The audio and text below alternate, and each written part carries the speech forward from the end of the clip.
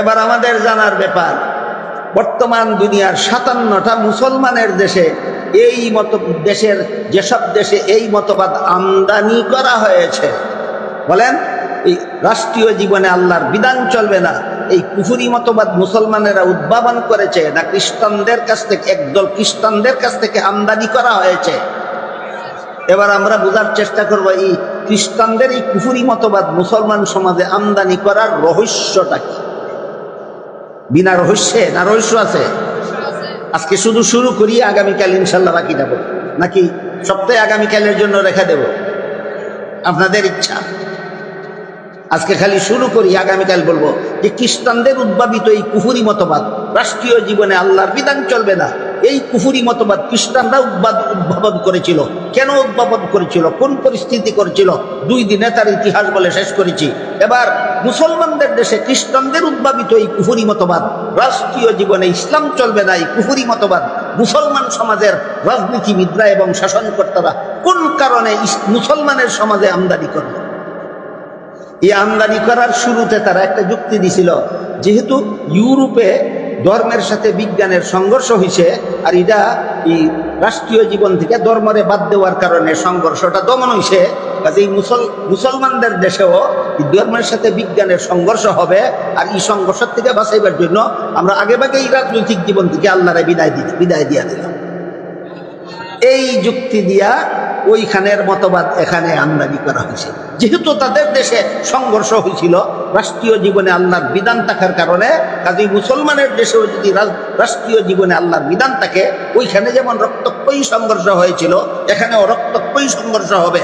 এই সংঘর্ষ থেকে জাতিকে রক্ষা করার জন্য আমরা রাজনৈতিক জীবন থেকে আল্লাহর বিধানকে নির্বাসনে পাঠাইলাম। এই যুক্তি দিয়ে আমদানি করা উচিত। এটা হলো আত্মীর দেখাইবার দাঁত একরকম আর খাইবার দাঁত আর একরকম থাকে না? আত্মীর দাঁত 2 রকম থাকে, এক দাঁত মোটা 2-4 দাঁত 2 পাশে থাকে, এই দাঁত দিয়া খায় না, এটা শুধু দেখায়। আর যে দাঁত দিয়া খায় সেই দাঁত দেখায় না। ঠিক তেমনি ভাবে মুসলমানদের সমাজে রাষ্ট্রীয় জীবন থেকে আল্লাহর বিধানকে বিদায় দেওয়ার যে যুক্তি এখানে বলা হইল, এটা আত্মীর দেখাবার দাঁতের মতো। এই যুক্তি শুধু সমাজের মানুষকে দেখায়, কিন্তু আসলে এটা আসল কারণ নয়। আসল কারণ হইল যে সমস্ত মুসলমানের দেশে এই মতবাদ আমদানি করা হয়েছে যে মানুষ ধর্ম পালন, আল্লাহর বিধান পালন করবে ব্যক্তি জীবনে, রাজনৈতিক জীবনে ইসলামের কোনো বিধিবিধান পালন করা যাবে না, রাষ্ট্রীয় জীবনে আল্লাহর কোনো বিধিবিধান পালন করা যাবে না। এর আসল রহস্য গোপন রয়েছে। সেই রহস্যের একটা আজকে বলি, বাকিগুলি ইনশাল্লাহ আগামীকাল। একটা রহস্য হইল ইসলামে স্বজন প্রীতি হারাম, আল্লাহর বিধানে স্বজন প্রীতি হারাম। স্বজন প্রীতি হারাম। স্বজন প্রীতি মানে আমার আত্মীয় লাগে, আমার আপনজন লাগে, আমার বন্ধু লাগে, অথবা আমার দলের সদস্য, সে যত বড় অপরাধই করুক তার উপর কোনো দণ্ডবিধি প্রয়োগ করব না। এরকম পক্ষপাতিত্বের নাম স্বজন প্রীতি। এমন পক্ষপাতিত্বের নাম স্বজন প্রীতি। ইসলামের বিধান রাষ্ট্রীয় জীবনে, রাজনৈতিক জীবনে ইসলামের বিধান মানলে এই হারাম স্বজন প্রীতিমূলক রাজনীতি চলবে না। হারাম স্বজন প্রীতিমূলক রাজনীতি চলবে না। কাজে এই রাষ্ট্রীয় জীবনে যদি ইসলাম মানা হয়, এই স্বজন প্রীতি তো স্বজন প্রীতি করা যাবে না তো রাজনৈতিক জীবনে। রাজনৈতিক জীবনে যাতে ইচ্ছা মতো স্বজন প্রীতি করতে পারে, এই জন্য রাজনৈতিক জীবন থেকে এই মুসলমান রাজনীতিবিদরা আর মুসলমান সরকারেরা রাজনৈতিক জীবন থেকে ইসলামকে বাদ দিয়েছে। এর একটা সহজ উদাহরণ দেই, গতকাল বলেছি মনে হয়। আমাদের দেশে একটা আইন আছে যে কোনো মানুষ যদি খুনি হয় আর আদালত থেকে যদি তার বিরুদ্ধে ফাঁসির রায়,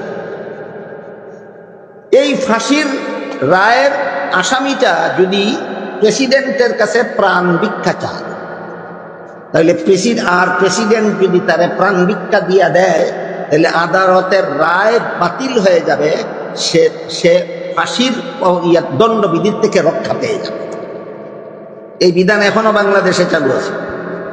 বাংলাদেশের আদালত এই বিধান মতেই চলে। সুপ্রিম কোর্ট থেকেও যদি খুনিরে ফাঁসির রায় দেওয়া হয়, আর সেই খুনি যদি প্রেসিডেন্টের কাছে প্রাণ ভিক্ষা চায়, আর প্রেসিডেন্ট যদি তারে বলে যে আমি তোমার প্রাণ ভিক্ষা দিলাম, তাহলে তার ফাঁসির হুকুম মকুফ হয়ে যাবে, ফাঁসির হুকুম রহিত হয়ে, অথচ সে একটা খুনি। এবার বলেন, যে সরকারের প্রেসিডেন্ট, এই সরকারের দল যদি খুনি হয় আর প্রাণ ভিক্ষা চায় প্রেসিডেন্টের কাছে, অর্থাৎ যে দলের প্রেসিডেন্ট খুনিও সেই দলের সদস্য, প্রাণ ভিক্ষা চাইলে দিব কিনা? দিব। কিন্তু খুনি যদি বিরোধী দলের হয় আর সরকারি দলের প্রেসিডেন্টের কাছে প্রাণ ভিক্ষা চাই, দিব? দিবে না। তাইলে বিরোধী দলের খুনি হইলে তুমি প্রাণ ভিক্ষা দাও না, নিজের দলের খুনি হইলে তুমি প্রাণ ভিক্ষা দিয়া দাও। এটা স্বজন প্রীতি নয় কি? হালাল না হারাম? এই হারামিরা এই রকম ভাবে হারামি রাজনীতি করার জন্য রাজনৈতিক ক্ষেত্রে ইসলাম মানে না। আজকে একটা রহস্য কইলাম, আগামীকাল আরো কয়েকটা রহস্য ইনশাল্লাহ বলবো। এই হারাম রাজনীতি যারা করে, এরা এই সমস্ত হারাম রাজনীতি করতে পারবে না রাজনৈতিক জীবনে ইসলামকে মেনে নিলে। এই জন্য এই সমস্ত ইহুদি খ্রিস্টানের দালাল রাজনীতিবিদরা রাজনৈতিক ময়দান থেকে ইসলামকে নির্বাসন দিয়েছে। أما بعد فأعوذ بالله من الشيطان الرجيم بسم الله الرحمن الرحيم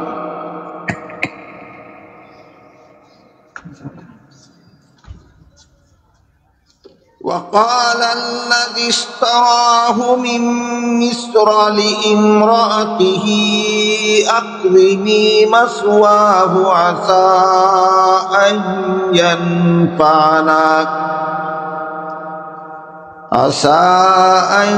ينفعنا أو نتخذه ولدا وكذلك مكنا ليوسف في الأرض ولنعلمه من تأويل الأحاديث والله غالب على أمره ولكن أكثر الناس لا يعلمون بارك الله لنا ولكم في القرآن العظيم ونفعنا وإياكم بالآيات والذكر الحكيم حضرات উলামায়ে কেরাম, মুহতারাম হাজিরিন, এলাকার সর্বস্তরের মুসলমান ভাইয়েরা আমার, এতদঞ্চলের বাড়িঘরের পর্দার আড়ালে বসা আমার মা ও বোনেরা, আলোচনা চলতেছিল এই কথার উপর যে হযরত ইউসুফ আলাইহিস সালামকে মিশরের প্রধানমন্ত্রী নাম কোন তাফসীরের বিবরণ মতে কিতফির, কোন তাফসীরের বিবরণ মতে ইতফির প্রধানমন্ত্রীর নাম ছিল ইউসুফ আলাইহিস সালামের যুগে মিশরের প্রধানমন্ত্রীর নাম, আর প্রেসিডেন্টের নাম ছিল রায়্যান। তো প্রধানমন্ত্রী ইউসুফ আলাইহিস সালামের বড় 10 ভাইয়ের কাছ থেকে ইউসুফ আলাইহিস সালামকে কিনে নিয়েছিল। এই কিনার বিবরণের আলোচনা গত বছর।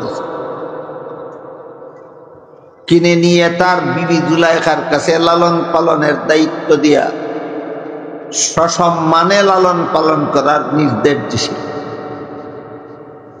এই প্রসঙ্গে আল্লাহ বলেন, এভাবে আমি বিপন্নতার হাত থেকে রক্ষা করে হযরত ইউসুফ আলাইহিস সালামকে প্রতিষ্ঠা করে দিলাম। ইউসুফ আলাইহিস সালামকে বিপন্ন করে ফেলেছিল তার বড় 10 ভাই। আমি বিপন্নতার হাত থেকে রক্ষা করে আমি ইউসুফ আলাইহিস সালামকে প্রতিষ্ঠিত করেছি। ভবিষ্যতে মানব জাতির মহান 3টা খেদমত আমি আল্লাহ তার কাছ থেকে নিব।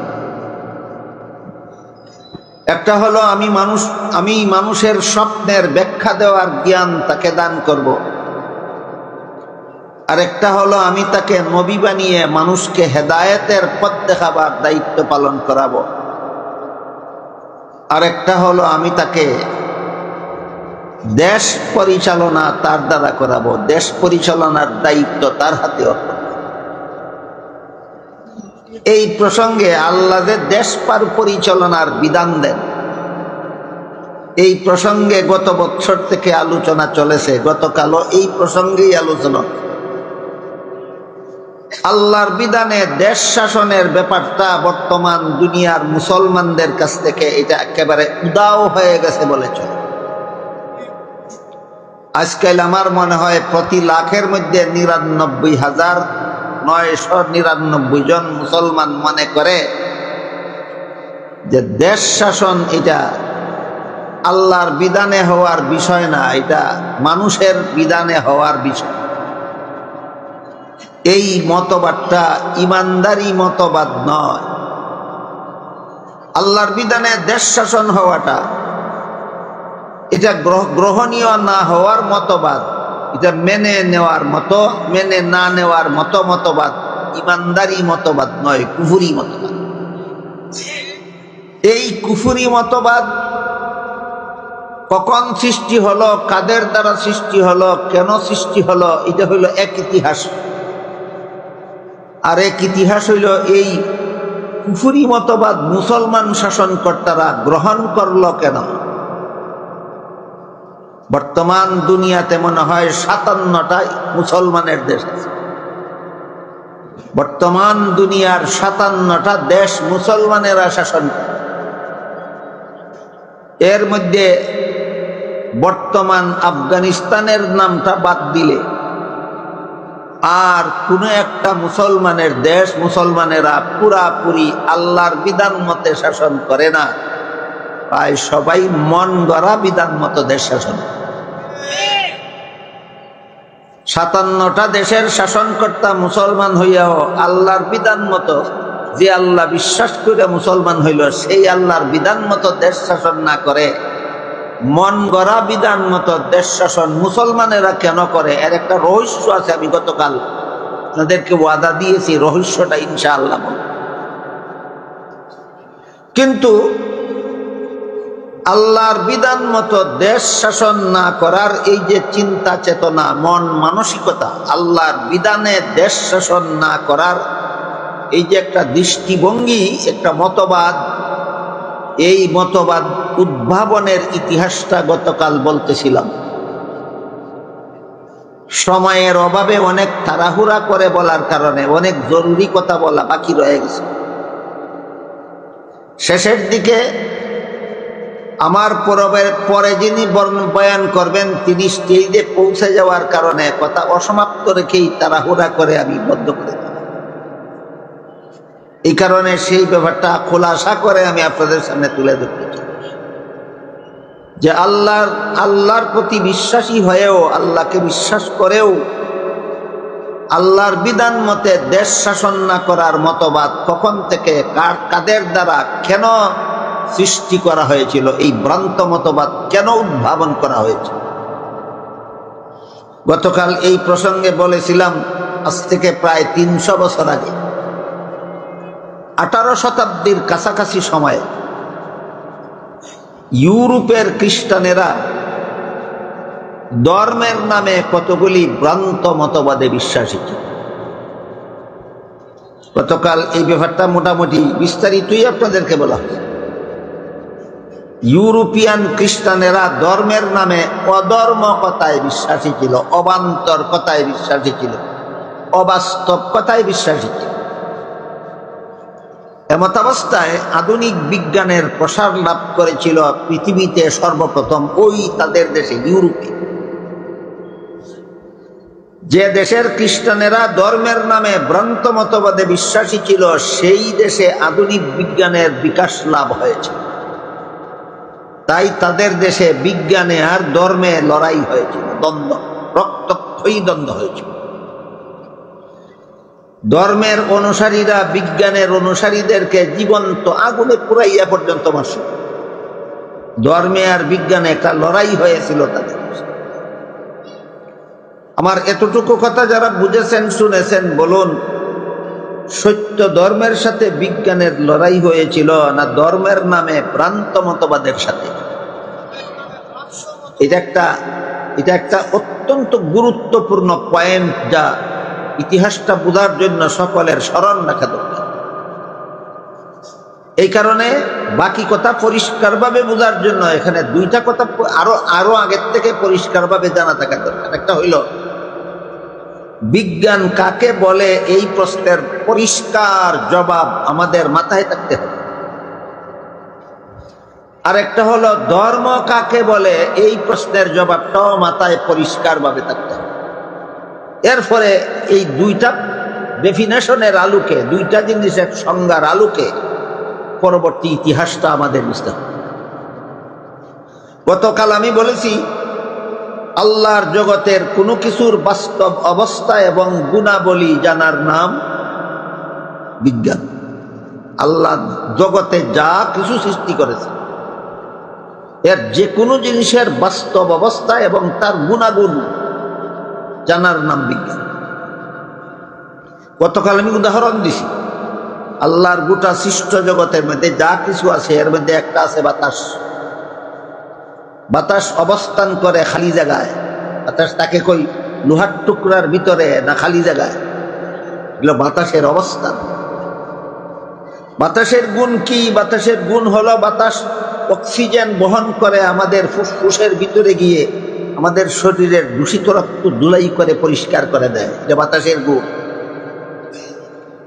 তাইলে এই জিনিসটা জানার নাম, জানা একটা বিজ্ঞানের একটা অংশ।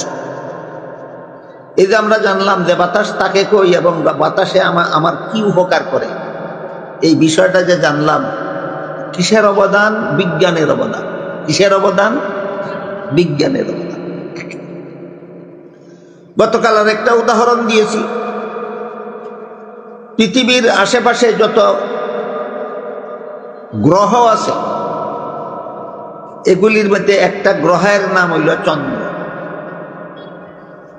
এই চন্দ্রের অবস্থান এবং তার গুণাবলীর একটা বিবরণ আমি গতকাল আপনাদের সামনে তুলে ধরেছি। চন্দ্র বিজয়ের অভিযানে আমেরিকার সেরা বিজ্ঞানী নীল আর্মস্ট্রং যখন সর্বপ্রথম সাফল্য লাভ করেছিলেন, তখন সেখান থেকে ফিরে এসে পৃথিবীর মানুষকে চন্দ্র সম্পর্কে 3টা রিপোর্ট দিয়েছিলেন। 1 নম্বর, চন্দ্রের জগতে অক্সিজেন নাই, কাজেই পৃথিবীর কোনো মানুষের পক্ষে চন্দ্রে বসবাস করার সুযোগ নাই। 2 নম্বর রিপোর্ট দিয়েছিলেন, চন্দ্রের ভূমিতে উর্বরতা শক্তির লেশ মাত্র নাই, সুতরাং চন্দ্রের ভূমিতে ফসল ফলাবার উপায় নেই। 3 নম্বর রিপোর্ট দিয়েছিলেন, চন্দ্রের সৃষ্ট কালো রেখা, যা আজ থেকে 1300 অথবা 1400 বছর পূর্বে চন্দ্র 2 টুকরা হয়ে জোড়া লাগার কারণে রেখার সৃষ্টি হয়েছে। এই জিনিসগুলি যে ইনি উদ্ঘাটন করলেন, এটা হলো বিজ্ঞানের অবদান। বিজ্ঞানের 2টা উদাহরণ গতকাল আপনাদেরকে উদাহরণ পেশ করে আমি আপনাদেরকে বোঝাবার চেষ্টা করেছি বিজ্ঞান কাকে বলে। আল্লাহর সৃষ্ট জগতের যে কোনো জিনিসের বাস্তব অবস্থা এবং তার গুণাগুণ জানার নাম, ভুলে যাবেন না, সামনে আরো কঠিন কথা আছে। এরপরে আমাদের বুঝতে হবে ধর্ম কাকে বলে। খ্রিস্টানদের দেশে ধর্মে আর বিজ্ঞানের দ্বন্দ্ব হইল, রক্তক্ষয়ী সংঘর্ষ। ধর্মের সাথে বিজ্ঞানের লড়াই হইল, বিজ্ঞানের সাথে ধর্মের লড়াই হইল। কেন বুঝতে গেলে আগে বিজ্ঞান কাকে বলে সেটা মনে রাখতে হবে এবং ধর্ম কাকে বলে সেটা বুঝতে হবে। তখনই বুঝে আসবে তাদের ধর্মের সাথে বিজ্ঞানের লড়াই হইল।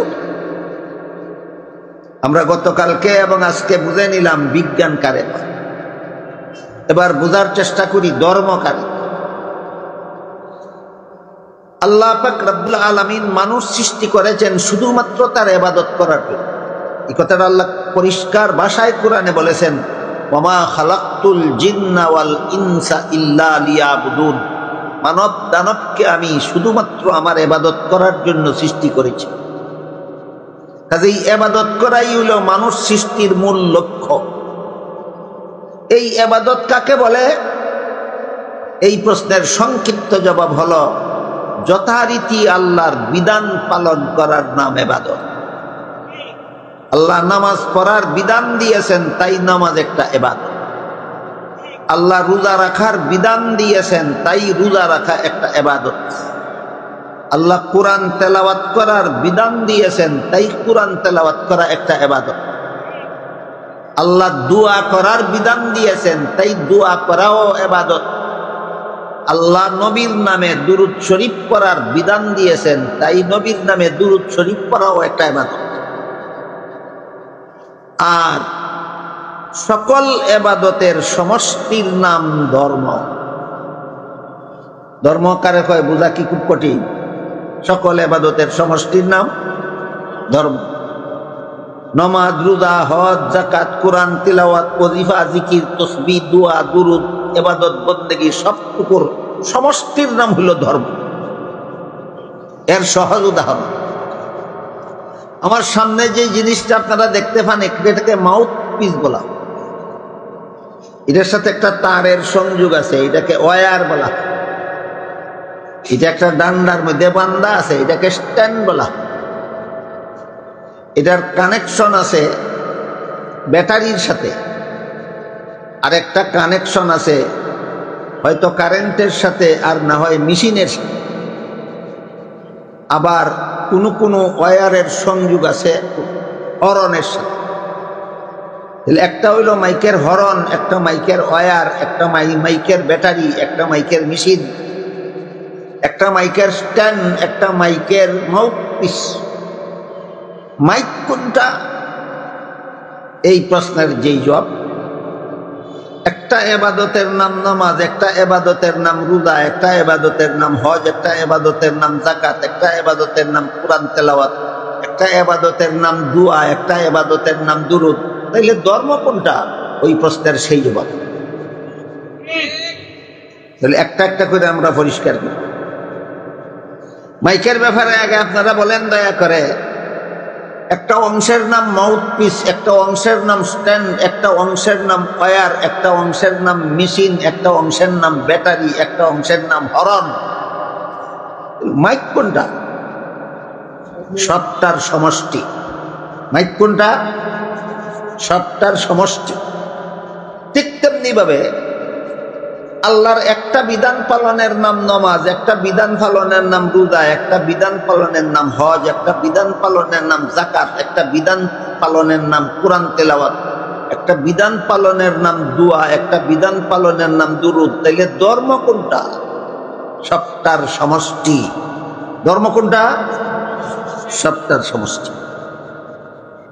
আল্লাহর যাবতীয় বিধানাবলীর সমষ্টিকে একত্রে ধর্ম বলা হয়, আর পৃথক পৃথকভাবে প্রতিটি বিধান পালনকে ইবাদত বলা হয়।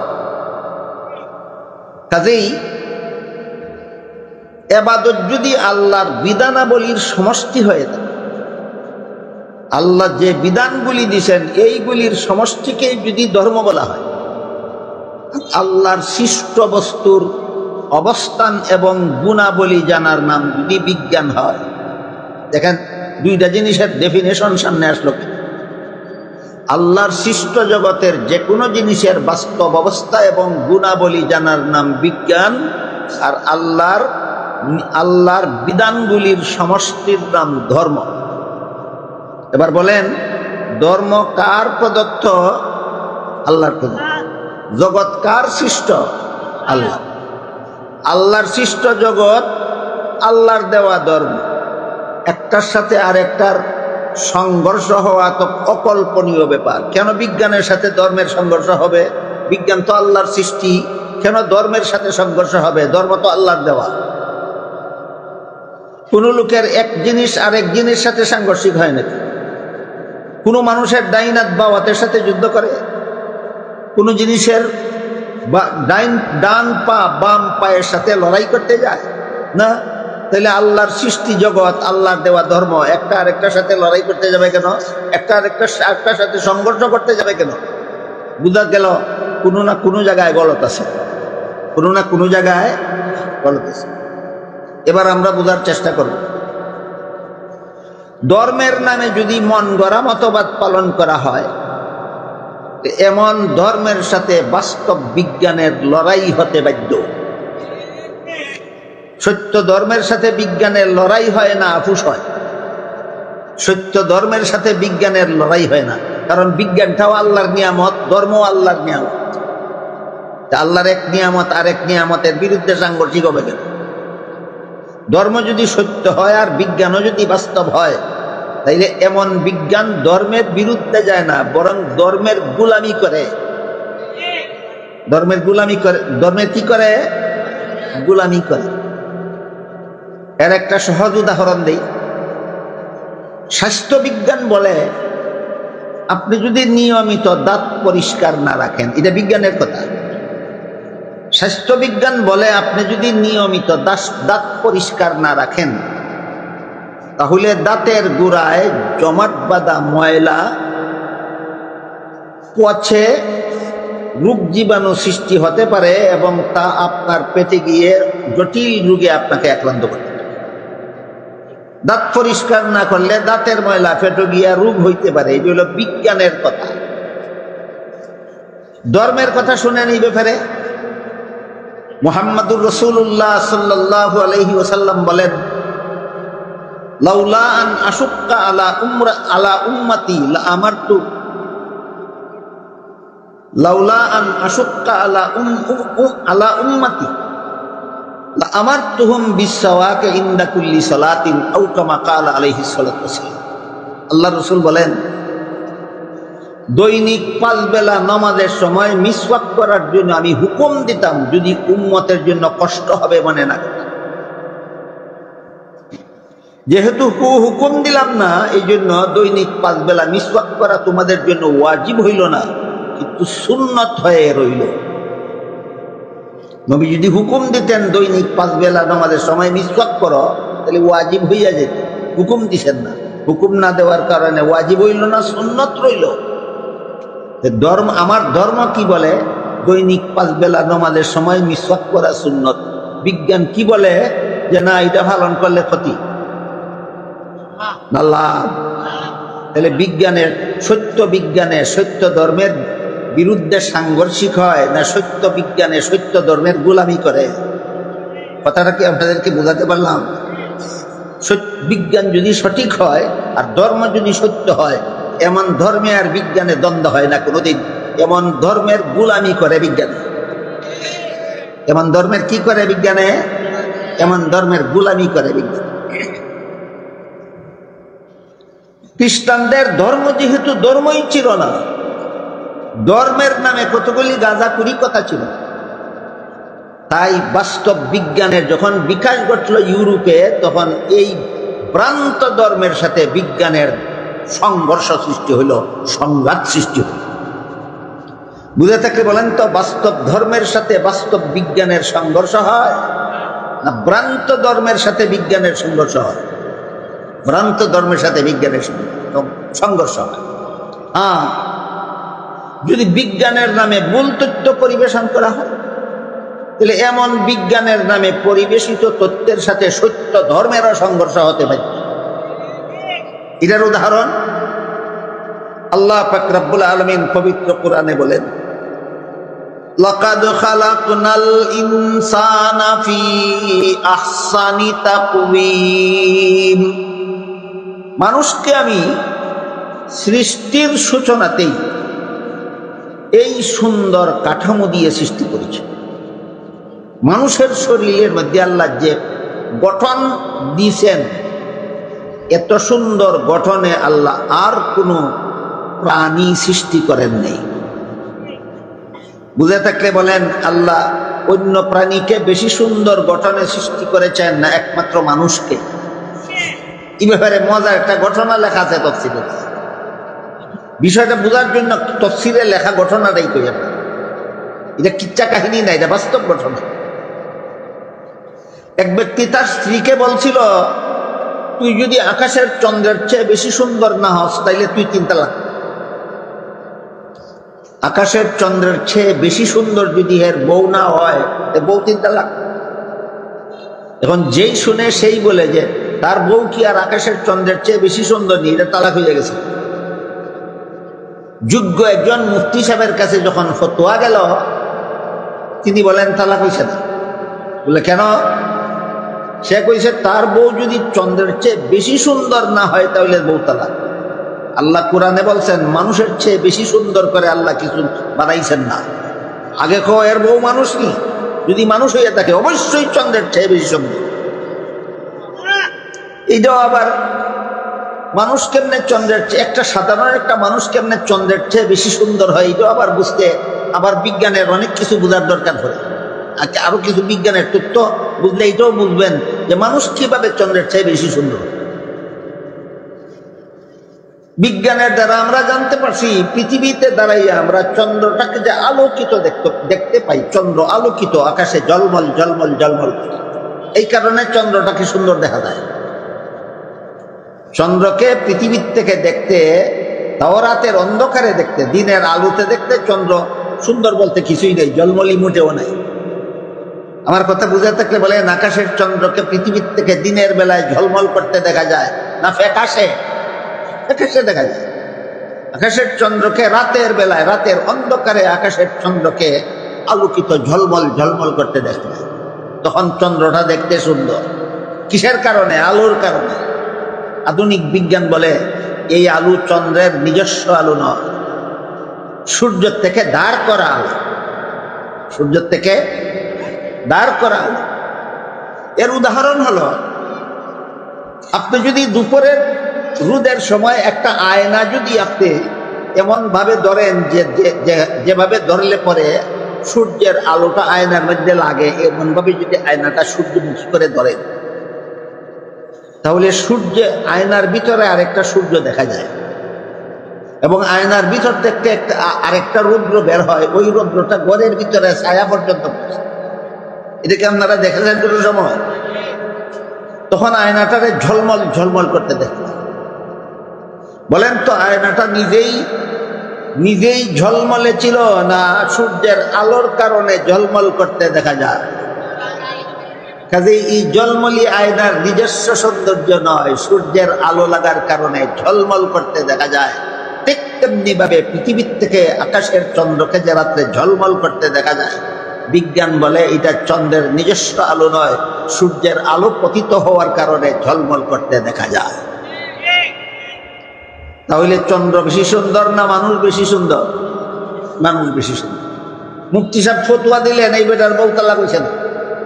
আল্লাহ কোরআনে বলছেন মানুষকে আল্লাহ সবচেয়ে বেশি সুন্দর বানাইছেন, আকাশের চন্দ্রের চেয়েও মানুষ সুন্দর। সুতরাং চন্দ্রের থেকে তার বউ বেশি সুন্দর না হইলে তালাক হইত। যেহেতু মানুষ চন্দ্রের থেকেও বেশি সুন্দর, কোরআনের দ্বারা প্রমাণিত, কাজেই তার বউ তালাক হইছে না।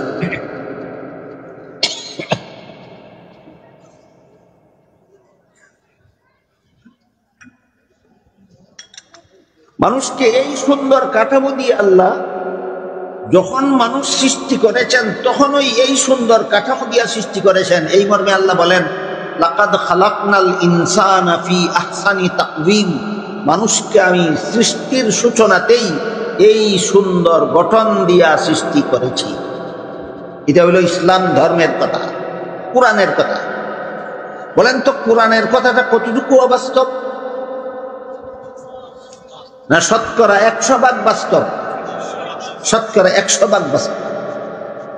এই কথার সাথে যদি কোনো বিজ্ঞানীর কথার সংঘর্ষ হয়, তাহলে বুঝতে হবে বিজ্ঞানীর কথাটা ঠিক আছে, আল্লাহর কথাটা ভুল। একটু বুঝে শুনে বলেন। আল্লাহ বলেছেন মানুষকে আমি সৃষ্টির সূচনাতেই এই সুন্দর কাঠামো দিয়ে সৃষ্টি করেছি। এর বিপরীতে যদি কোনো বৈজ্ঞানিকে কোনো কথা কয়, তাহলে বুঝতে হবে বিজ্ঞানের কথাটাই সঠিক, কোরআনের কথাটাই ভুল।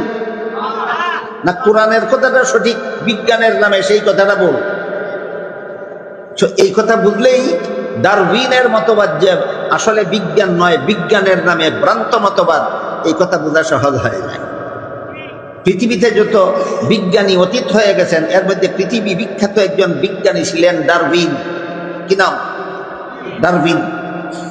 ডারউইন একটা বৈজ্ঞানিক তত্ত্ব দিয়ে পৃথিবীর মানুষকে বলেছিলেন, এই সুন্দর কাঠামো বিশিষ্ট মানুষগুলি এই এত সুন্দর সূচনাকালে ছিল না।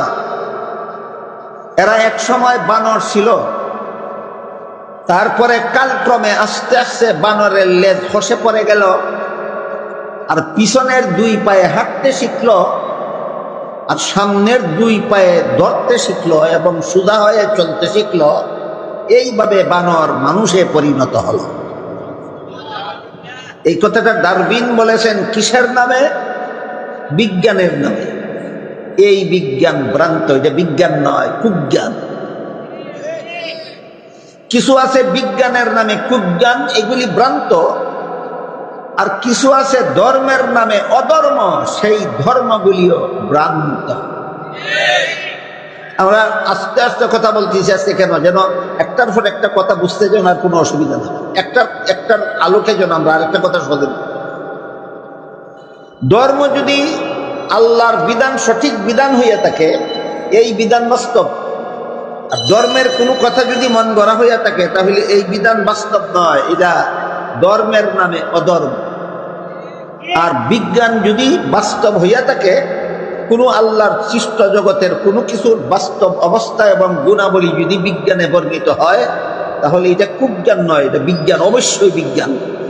এবার বুঝে থাকলে বলেন, বাতাস অক্সিজেন বহন করে আমাদের দেহের ভিতরে ফুসফুসে প্রবেশ করে, আমাদের শরীরের দূষিত রক্ত ধুলাই করে রিফাইন করে দেয়। এটা কুজ্ঞান না বিজ্ঞান? হ্যাঁ, এটা বিজ্ঞান। আর মানুষ এত সুন্দর কাঠামোতে গঠিত ছিল না। মানুষ আগে বানর ছিল, লেজ খসে পড়ে কালক্রমে এক সময় মানুষে রূপান্তরিত হয়েছে। এটা বিজ্ঞান না, বিজ্ঞানের নামে কুজ্ঞান। তাহলে বিজ্ঞানও দুই রকমের আছে, একটা বিজ্ঞান, একটা কুজ্ঞান। ধর্ম দুই রকম আছে, একটা ধর্ম আর একটা অধর্ম। একটা জিনিস বুঝলে ফলে এর কথা বোঝা সহজ। ধর্মের নামে প্রচলিত মতবাদ দুই প্রকার, একটা বাস্তব ধর্ম, একটা ধর্মের নামে অধর্ম। বিজ্ঞানের নামে প্রচলিত মতবাদ দুই প্রকার আছে, একটা বাস্তব বিজ্ঞান আর একটা বিজ্ঞানের নামে কুজ্ঞান। বিজ্ঞান যদি বাস্তব হয়, ধর্ম যদি বাস্তব হয়, তাহলে একটা আর একটার সাথে সাংঘর্ষিক হয় না, বরং বিজ্ঞান ধর্মের গোলামি করে। ধর্ম যদি সত্য হয়, বিজ্ঞানও যদি বাস্তব হয়, তখন ধর্মে আর বিজ্ঞানে লড়াই হয় না বিজ্ঞানে ধর্মের গোলামি করে? বিজ্ঞানে ধর্মের গোলামি করে।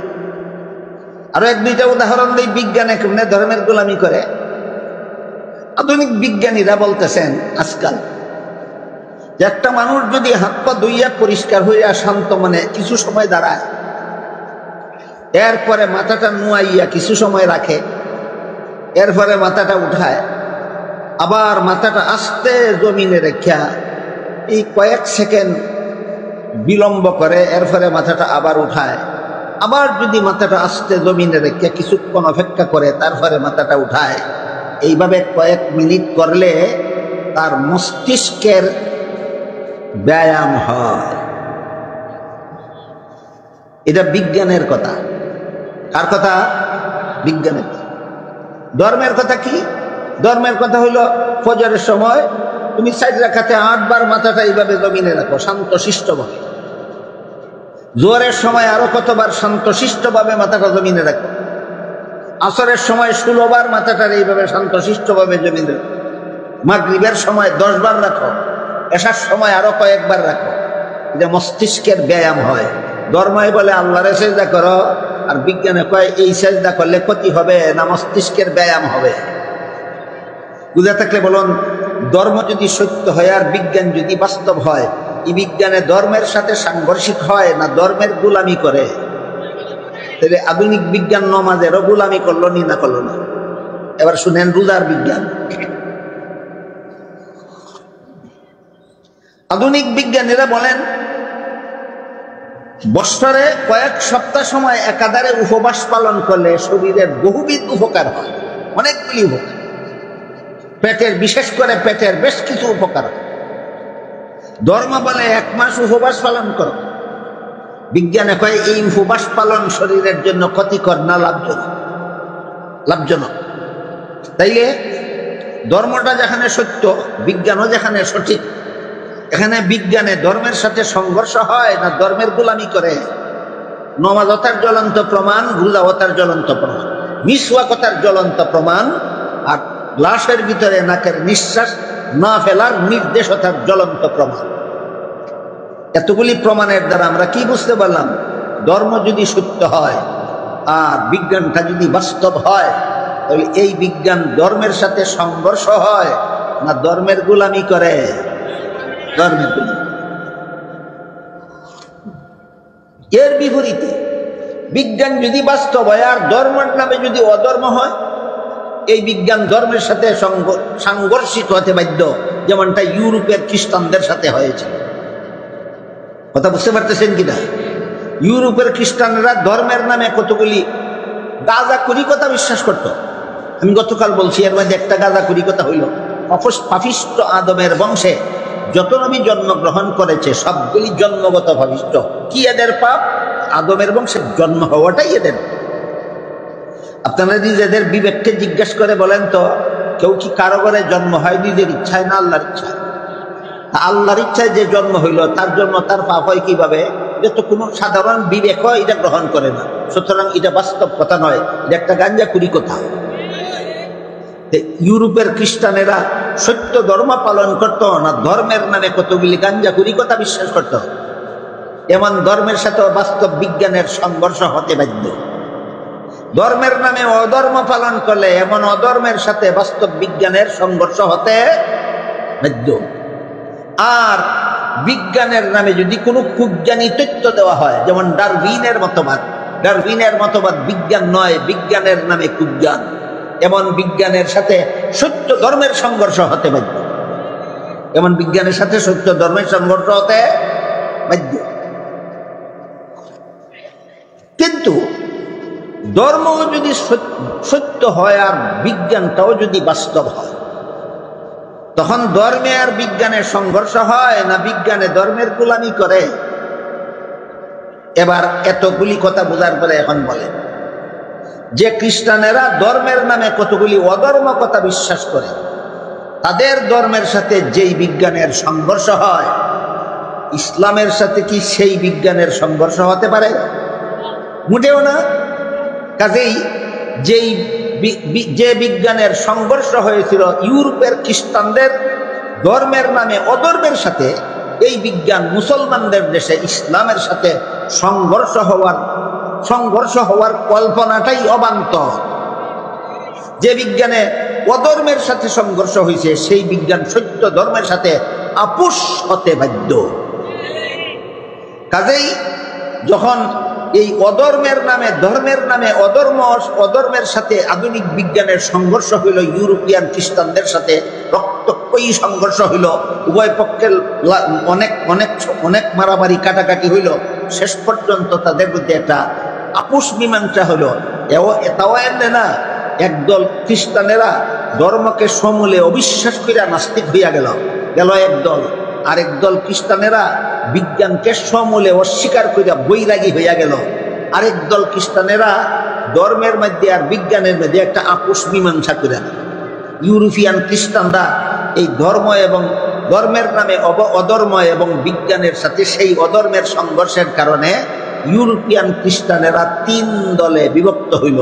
একদল ধর্মকে সম্পূর্ণ অস্বীকার করিয়া নাস্তিক হইল, আরেক দল বিজ্ঞানকে সম্পূর্ণ অস্বীকার করিয়া বৈরাগী হইল, আরেক দলে বিজ্ঞানও কিছু মেনে নিল, ধর্মও কিছু মেনে নিল। বিজ্ঞান মেনে নিল রাষ্ট্রীয় পর্যায়ে, রাজনৈতিক পর্যায়ে, আর ধর্মকে মেনে নিল ব্যক্তিগত পর্যায়ে। এটাই আমাদের আলোচনার মূল কেন্দ্রবিন্দু। এটাই যে সমস্ত খ্রিস্টানেরা ধর্মে আর বিজ্ঞানে আপোষ মীমাংসা করে নিল, তারা একটা ফয়সলা করলো, বলল রাষ্ট্র চলবো সরকারের হুকুমে আর ব্যক্তি চলবো আল্লাহর ইবাদত করতে। আল্লাহর হুকুম চলবে শুধু ব্যক্তি জীবনে, রাষ্ট্র জীবনে আল্লাহর হুকুম চলবে না, রাষ্ট্রীয় জীবনে চলবে সরকারের হুকুম। বাকি কথা বোঝার জন্য আপনারা একটু দয়া করে বলেন, ব্যক্তি জীবন বড় না রাষ্ট্রীয় জীবন বড়? ব্যক্তি জীবন রাষ্ট্রীয় জীবনের তুলনায় ব্যক্তি জীবন একটু সামান্য মাত্র, রাষ্ট্রীয় জীবনটা বিশাল। তাইলে কোন জীবনে আল্লাহর আধিপত্য দিল আর কোন জীবন সরকারের জন্য নিয়ে গেল? ক্ষুদ্রতম জীবনের বিধিবিধান দেওয়ার অধিকার দিল আল্লাহরে, আর বিশাল জীবনের বিধিবিধান দেওয়ার দায়িত্ব দিয়া দিল সরকারকে। এখান থেকেই আল্লাহর বিধানে দেশ শাসন না করার মতবাদের উৎপাদন হয়। এই দীর্ঘ ইতিহাস বুঝে থাকলে এবার বলেন, আল্লাহর বিধানে দেশ শাসন না করার যে একটা বেঈমানি মতবাদ, কুফরি মতবাদ, এই মতবাদটা কারা উৎপাদন করেছে? একদল খ্রিস্টানেরা। এরা কোন দল খ্রিস্টান? যারা বিজ্ঞানকেও অস্বীকার করে না, ধর্মকেও অস্বীকার করে না, বরং ধর্মকে ব্যক্তি জীবনে সীমাবদ্ধ করে নিয়া রাজনীতিকে বিজ্ঞানের হাওলা করে দিয়া যে আপোষ মীমাংসা করলো, এখান থেকেই আল্লাহর বিধান, রাজনীতি থেকে আল্লাহর বিধানকে চিরকালের জন্য নির্বাসন দেওয়া হয়। আল্লাহর বিধানে দেশ শাসন না করার মতবাদের এই হইল ইতিহাস। এখান থেকে এই ইতিহাসটা শুরু হয়। বলেন তো, এই ইতিহাসটা মুসলমানের হাতে শুরু হয়েছে না একদল খ্রিস্টানের হাতে শুরু হয়েছে?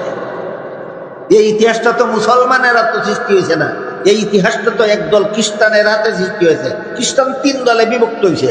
একদল খ্রিস্টানের ধর্মরে সম্পূর্ণভাবে অস্বীকার করিয়া নাস্তিক হয়েছে, আরেক দল খ্রিস্টান বিজ্ঞানের সম্পূর্ণভাবে অস্বীকার করিয়া বৈরাগী হয়েছে, আরেক দল খ্রিস্টানে বিজ্ঞানে আর ধর্মে এইভাবে আপোষ করে নিছে যে ধর্ম চলবে ব্যক্তি জীবনে আর বিজ্ঞান চলবে রাজনৈতিক জীবনে। এই দুই দিনে যে ইতিহাস আপনারা শোনাইলাম, যারা বুঝছেন শুনছেন, এবার বলুন, ব্যক্তি জীবনে ধর্ম আর রাষ্ট্রীয় জীবনে ধর্ম নাই, এই মতবাদ মুসলমানের না একদল খ্রিস্টানের? খ্রিস্টানরা এই মতবাদটা উদ্ভাবন করছে কেন? এরা ধর্মের নামে অধর্ম পালন করত, এই জন্য এই ভ্রান্ত মতবাদ উৎপাদন করতে বাধ্য হয়েছে। ইতিহাস মুসলমানের দেশের না, ইতিহাস খ্রিস্টানদের দেশের। এটার এই পরবর্তীতে আরেকটা নূতন নাম দেওয়া হয়েছে সাজাইয়া, যে ধর্ম চলবে ব্যক্তি জীবনে আর রাষ্ট্র চলবে মানুষের মানব রচিত আইন। মানুষ ধর্ম পালন করবে আল্লাহর বিধান মতো, আর দেশ শাসন করব মানুষ মানব রচিত আইনের দ্বারা। আল্লাহর আইনের দ্বারা ব্যক্তি জীবন চলবে আর মানব রচিত আইনের দ্বারা রাষ্ট্র চলবে। এই মতবাদটারে শেষ পর্যন্ত একটা আধুনিক শব্দে রূপান্তরিত করা হয়। সেই শব্দটা হলো সেকুলারিজম। শব্দটা কি? সেকুলারিজম। এটারে বাংলায় কয় ধর্ম নিরপেক্ষতাবাদ। আমি কি দুই দিনে আপনাদেরকে সেকুলারিজমের ডেফিনেশনটা বুঝাতে পারলাম? ধর্ম নিরপেক্ষতাবাদের সংজ্ঞা বুঝাতে পারলাম? যে মতবাদে আল্লাহর বিধান ব্যক্তি জীবনে চলে, রাজনৈতিক জীবনে আল্লাহর বিধান চলে না, এই মতবাদের নাম ধর্ম নিরপেক্ষতাবাদ। এটাকে ইংলিশে বলে সেকুলারিজম। এতটুকু কথা বুঝে থাকলে এবার আপনারা জীবনের কোন কোন স্তরে আল্লাহর বিধান মেনে নিয়ে মুসলমান হয়েছিলেন, আমি সেই আলোচনা করতে চাই। তারপরে একটা মীমাংসা ইনশাআল্লাহ আমরা বুঝতে পারব। এই পর্যন্ত দুই দিনে ধর্ম নিরপেক্ষতাবাদের যে ইতিহাস আমি আপনাদের সামনে তুলে ধরেছি, যারা বুঝেছেন কি? যারা বুঝেছেন এবার তারা বলুন, এই ধর্ম নিরপেক্ষতাবাদের যে ইতিহাস আমরা পাইলাম, বুঝলাম যে আল্লাহর বিধান চলবে শুধু ব্যক্তি জীবনে, রাষ্ট্রীয় জীবনে আল্লাহর বিধান চলবে না, রাষ্ট্র চলবে মানব রচিত বিধানে। এই মতবাদের নাম ধর্ম নিরপেক্ষতাবাদ। এবার আমরা বোঝার চেষ্টা করব, আমরা মুসলমান হয়েছিলাম জীবনের কোন কোন স্তরে আল্লাহর বিধান মেনে নিয়ে। এবার সেই আলোচনাটা বোঝা দরকার। সেটা হলো, একজন মুসলমানের বাচ্চা, শিশু, ছেলে মেয়ে, এরা কতগুলি কলেমা কইরা বুঝা বিশ্বাস করে মুসলমান হয়। এগুলিরে কলিমাতে ইমানিয়া বলা হয়, ইমান ইসলামের কলেমা। এর মধ্যে এক নম্বর কলেমার নাম হইল কলেমায়ে তাইয়্যিবা, লা ইলাহা ইল্লাল্লাহু মুহাম্মাদুর রাসূলুল্লাহ। দুই নম্বর কলেমার নাম হইল কলেমায়ে শাহাদাত, আশহাদু আল্লা ইলাহা ইল্লাল্লাহু ওয়াহদাহু লা শারীকা লাহু ওয়া আশহাদু আন্না মুহাম্মাদান আবদুহু ওয়া রাসূলুহু। তিন নম্বর কলেমার নাম হইল ঈমানে মুজমাল, আমানতু বিল্লাহি কামা হুয়া বিআসমাইহি ওয়া সিফাতিহি ওয়া কাবিলতু জামিয়া আহকামিহি। চার নম্বর কলেমার নাম হইল ঈমানে মুফাসসাল, আমানতু বিল্লাহি ওয়া মালাইকাতিহি ওয়া কুতুবিহি ওয়া রুসুলিহি ওয়াল ইয়াউমিল আখিরি ওয়াল কদরি খাইরিহি ওয়া শাররিহি। মিনাল্লাহি তাআলা ওয়াল বাসি বাদাল মাউত। এই 4 কলেমা জানেন এমন কেউ যদি এখানে থাকেন একটু দয়া করে হাত তুলে দেখাবো। এই 4 কলেমা যারা যারা জানেন মেহরবানি, মাশাআল্লাহ, আলহামদুলিল্লাহ, হাত নামান। এবার আমি আপনাদেরকে 4 কলিমার মধ্যে 3 নম্বর কলিমার শেষ কথাটা উল্লেখ করব। 3 নম্বর কলেমা হলো ইমানে মুজমাল। এই কলেমাটা হলো আমানতু বিল্লাহি কামা হুয়া বিআসমাইহি ওয়া সিফাতিহি। আর এর শেষ কথাটা হলো ওয়া কাবিলতু জামিয়া আহকামিহি। এই শেষ কথাটার অর্থ হলো আমি আল্লাহর সমস্ত বিধিবিধান মেনে নিয়ে মুসলমান হইলাম। বলেন, আল্লাহ শুধু ব্যক্তি জীবনে আল্লাহর বিধান মেনে নিয়ে মুসলমান হয়েছিলেন, আর সমস্ত বিধান মেনে নিয়ে? শুধু পারিবারিক জীবনে আল্লাহর বিধান মেনে নিয়ে মুসলমান হয়েছিলেন? শুধু সামাজিক জীবনে আল্লাহর বিধান মেনে নিয়ে মুসলমান হয়েছিলেন? শুধু রাষ্ট্রীয় জীবনে আল্লাহর বিধান মেনে নিয়ে মুসলমান হয়েছিলেন, না সমস্ত বিধান? তুমি যদি আল্লাহর সমস্ত বিধান মেনে নিয়ে মুসলমান হইয়া থাকো, তাহলে শেষ পর্যন্ত এসে যদি ব্যক্তি জীবনে আল্লাহর বিধানগুলি রাখো আর রাষ্ট্রীয় জীবনে যদি আল্লাহর বিধানগুলি তুমি অমান্য করো, আবারও বলো তুমি মুসলমান রইছো না বেঈমান হইছো?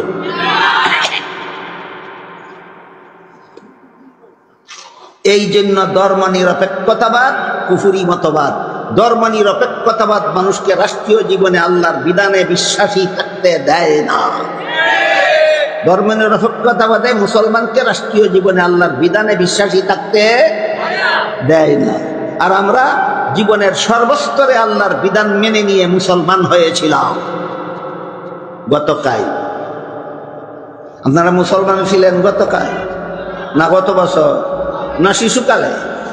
কোন কলেমা ফিরে? আমানতু বিল্লাহ। কোন কলেমা? আমানতু বিল্লাহ। আমানতু বিল্লাহর শেষ কথা কি? কাবিলতু জামিআ আহকামি। কাবিলতু অর্থ গ্রহণ করে নিলাম, মেনে নিলাম।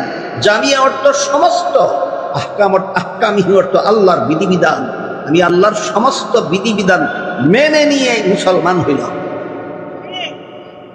আল্লাহর সমস্ত বিধিবিধান মেনে নিয়ে তুমি মুসলমান হয়েছিলে ছোটবেলায়, শিশুকালে। আর যৌবনকালে তুমি রাজনীতিতে পদার্পণ করে ব্যক্তি জীবনে আল্লাহর বিধান মানতে রাজি আছো, রাষ্ট্রীয় জীবনে আল্লাহর বিধান তুমি অমান্য করো, আবারও বলো তুমি মুসলমান রইছো না কি হয়ে গেছো? কথাটা বোঝার জন্য একটা উদাহরণ দিয়েছি। এক ব্যক্তি স্বীকার করছিল উজুর 4 ফরজ। কি করছিল? উজুর 4 ফরজ। উজুর 4 ফরজ স্বীকার কইরা, বিশ্বাস করিয়া উজু শুরু করিয়া মুখ ধুইল, তারপরে হাত ধুইল, তারপরে মাথা মাসা করলো, এরপরে কয় ফাউদু আর বিধানে আমি বিশ্বাসী নই। এই উজু দিয়া কত রাকাত নামাজ দুরুস্ত হবে? তাহলে উজুর 4 ফরজ বিশ্বাস করে 3 ফরজ আদায় করে 1 ফরজ যদি তুমি অবিশ্বাসী হয়ে যাও, তাহলে তোমার যেমন জীবনে কোনোদিন উজু হবে না, ঠিক তেমনি ভাবে কাবিলতু জামিয়া আহকামিহি বলে যারা মুসলমান হয়েছ, যারা জীবনের জ্যেষ্ঠরে গিয়া বলে আল্লাহর বিধান মানি না, ওইখানে গিয়া তার ঈমান আর বাকি থাকে না। এই জন্য ধর্ম নিরপেক্ষতাবাদের নাম কুফরি মতবাদ। আমি কি আপনাদেরকে বোঝাতে পারলাম ধর্ম নিরপেক্ষতাবাদ কুফরিবাদ কেন? জীবনের একটা স্তরে গিয়ে আল্লাহর বিধানে অবিশ্বাসী বানায়। জীবনের একটা স্তরে গিয়ে আল্লাহর বিধানে কি বানায়? কোন জীবনে? রাজনৈতিক জীবনে। কোন জীবনে?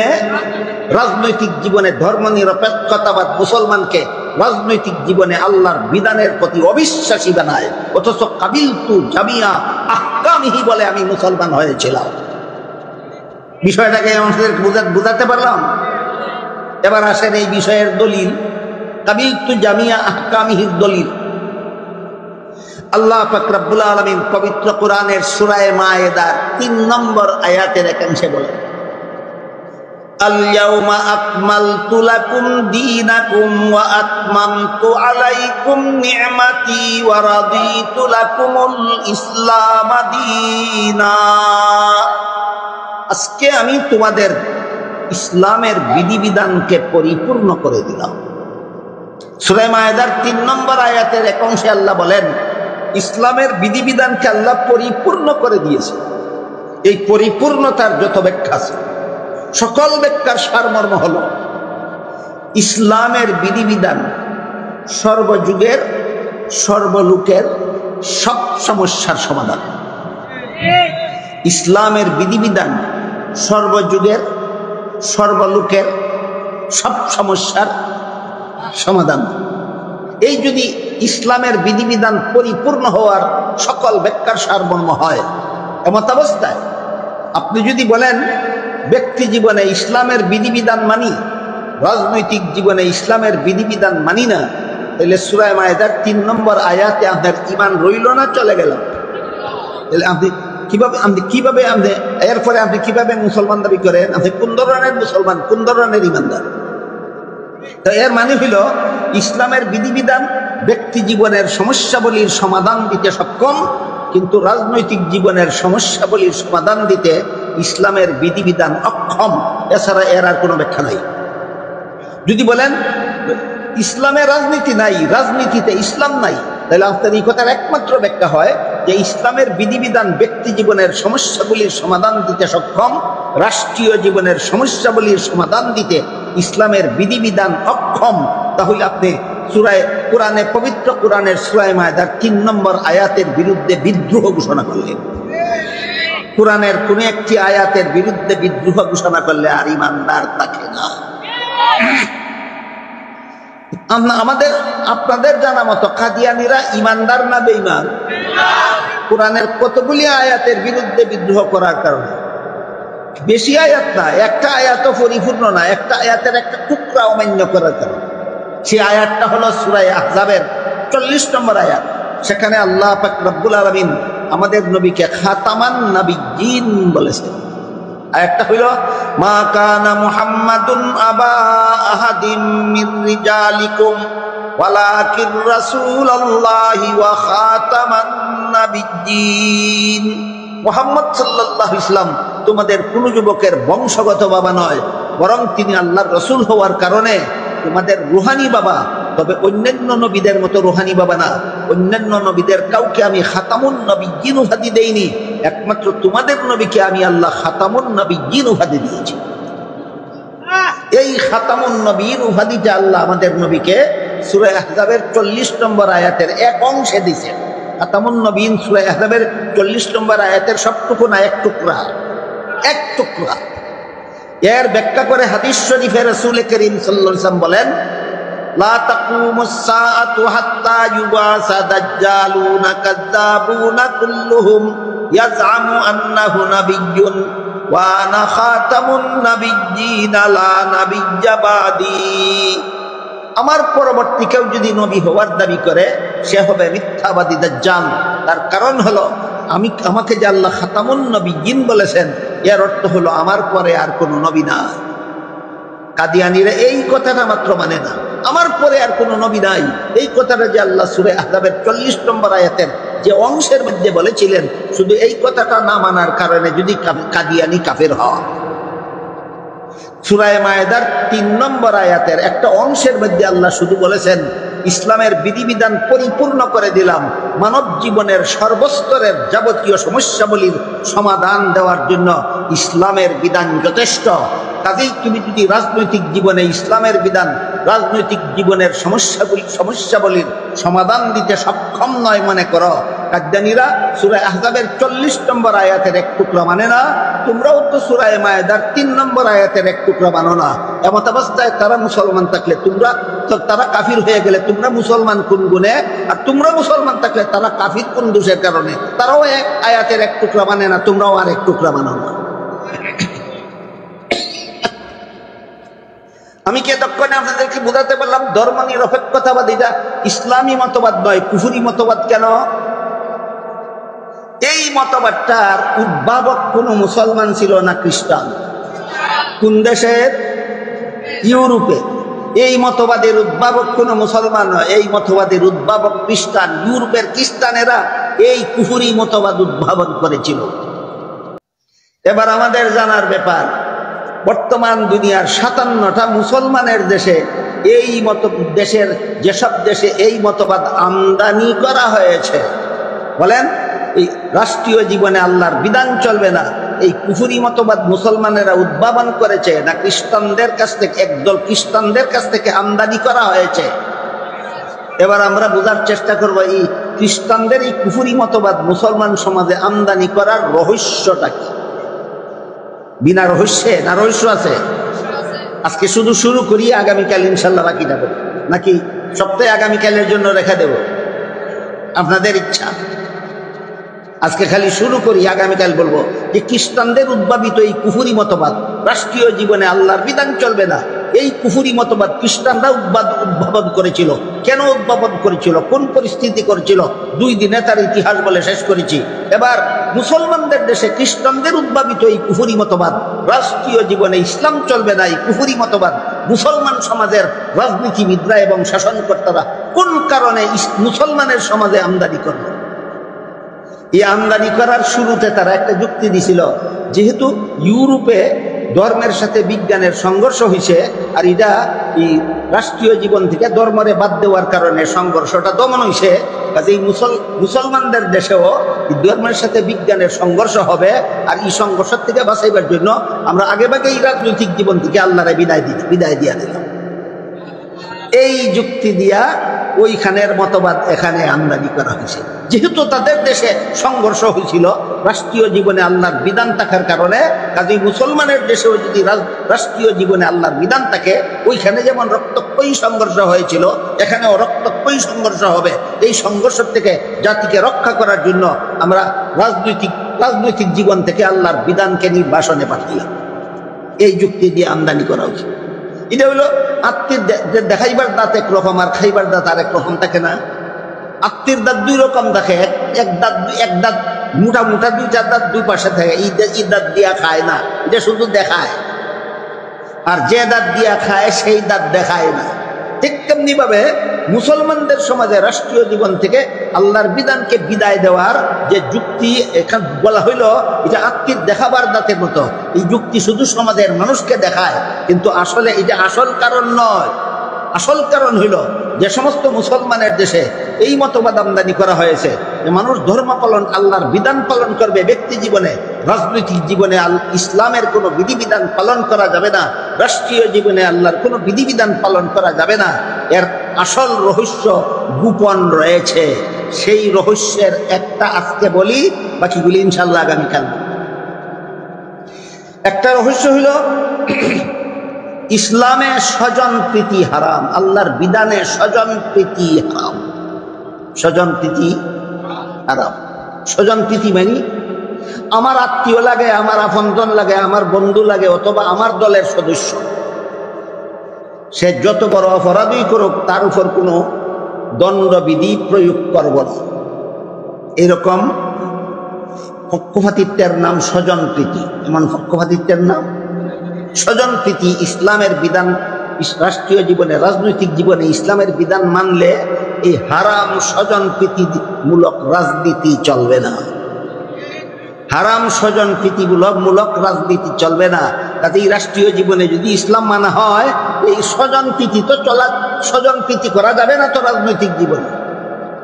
রাজনৈতিক জীবনে যাতে ইচ্ছা মতো স্বজন প্রীতি করতে পারে, এই জন্য রাজনৈতিক জীবন থেকে এই মুসলমান রাজনীতিবিদরা আর মুসলমান সরকারেরা রাজনৈতিক জীবন থেকে ইসলামকে বাদ দিয়েছে।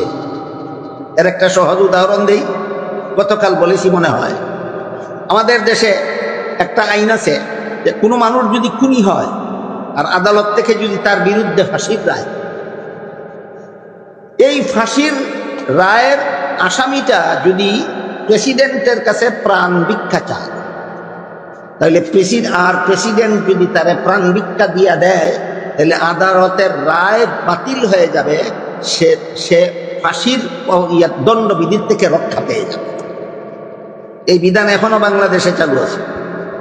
বাংলাদেশের আদালত এই বিধান মতেই চলে। সুপ্রিম কোর্ট থেকেও যদি খুনিরে ফাঁসির রায় দেওয়া হয়, আর সেই খুনি যদি প্রেসিডেন্টের কাছে প্রাণ ভিক্ষা চায়, আর প্রেসিডেন্ট যদি তারে বলে যে আমি তোমার প্রাণ ভিক্ষা দিলাম, তাহলে তার ফাঁসির হুকুম মকুফ হয়ে যাবে, ফাঁসির হুকুম রহিত হয়ে, অথচ সে একটা খুনি। এবার বলেন, যে সরকারের প্রেসিডেন্ট, এই সরকারের দল যদি খুনি হয় আর প্রাণ ভিক্ষা চায় প্রেসিডেন্টের কাছে, অর্থাৎ যে দলের প্রেসিডেন্ট খুনিও সেই দলের সদস্য, প্রাণ ভিক্ষা চাইলে দিব কিনা? দিব। কিন্তু খুনি যদি বিরোধী দলের হয়, আর সরকারি দলের প্রেসিডেন্টের কাছে প্রাণ ভিক্ষা চাই দিবে না। তাইলে বিরোধী দলের খুনি হইলে তুমি প্রাণ ভিক্ষা দাও না, নিজের দলের খুনি হইলে তুমি প্রাণ ভিক্ষা দিয়া দাও। এটা স্বজন প্রীতি নয় কি? হালাল না হারাম? এই হারামিরা এই রকম ভাবে হারামি রাজনীতি করার জন্য রাজনৈতিক ক্ষেত্রে ইসলাম মানে না। আজকে একটা রহস্য কইলাম, আগামীকাল আরো কয়েকটা রহস্য ইনশাল্লাহ বলবো। এই হারাম রাজনীতি যারা করে এরা এই সমস্ত হারাম রাজনীতি করতে পারবে না রাজনৈতিক জীবনে ইসলামকে মেনে নিলে। এই জন্য এই সমস্ত ইহুদি খ্রিস্টানের দালাল রাজনীতিবিদরা রাজনৈতিক ময়দান থেকে ইসলামকে নির্বাসন দিয়েছে। আল্লাহ আপনাদের আমাদের সবাইকে, আল্লাহ কেন বলেন ইউসুফ আলাইহিস সালামকে রাজা বানাবেন, এর বিষয়টা বিস্তারিত ভাবে বুঝার তৌফিক দান করুন। আমিন। সুবহান রাব্বিকা রাব্বিল ইজ্জাতি আম্মা ইয়াসিফুন ওয়া সালামুন আলাল মুরসালিন ওয়াল হামদুলিল্লাহি রাব্বিল আলামিন।